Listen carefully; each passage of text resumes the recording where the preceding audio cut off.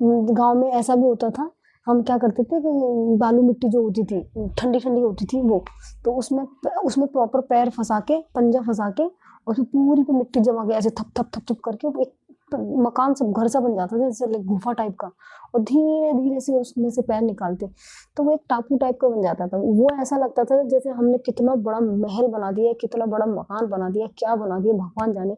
उसको देख-देख के मैं तो इतनी सिरहाती थी कि मैंने पता नहीं क्या ही बना दिया, और ज़रा-सा हल्का-सा कोई टाइप कर देता तो फूट जाता था, ऑब्वियसली वो मिट्टी होती थी। तो वो भी हम बहुत खेलते थे बचपन में।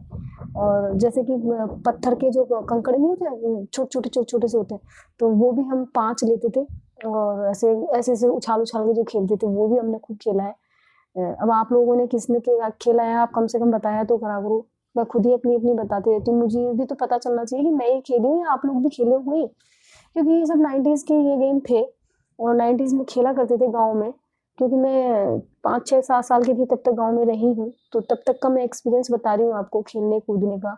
और क्योंकि हमारे पास में बहुत सारे कुछ टॉयज़ नहीं होते थे उस टाइम पे, बहुत लग्ज़रियस ऐसा कुछ था नहीं। मैं तो देखो जो है वो बता रही हूँ, और इसीलिए मैंने ये आपको बताने का सोचा है कि बहुत बड़ा कुछ ऐसा हो कि हमारे पास बार्बी डॉल हो, ये हो, वो हो, ऐसा कुछ कोई दूर-दूर तक कोई सीन नहीं था।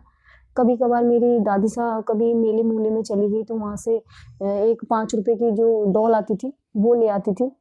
तो उसी को हमें दे देती थी कि लो बेटा तुम्हारे लिए डॉल लेके आए हैं, और उसे देख-देख कर हम इतने बावले हो जाते थे, इतने बावले कि जैसे तो हमें पता नहीं कहाँ की कौन-सी क्या ही मिल गई है, और उसे सजाते पूरे-पूरे दिन उसमें गुड़िया में लगा देते थे कि हमें तो भई बहुत आज पता नहीं क्या ही मिल गया है दादी हमारी। हम तो दादी को आसमान पे चढ़ा देते थे कि दादी हमारे लिए क्या लेके आई है।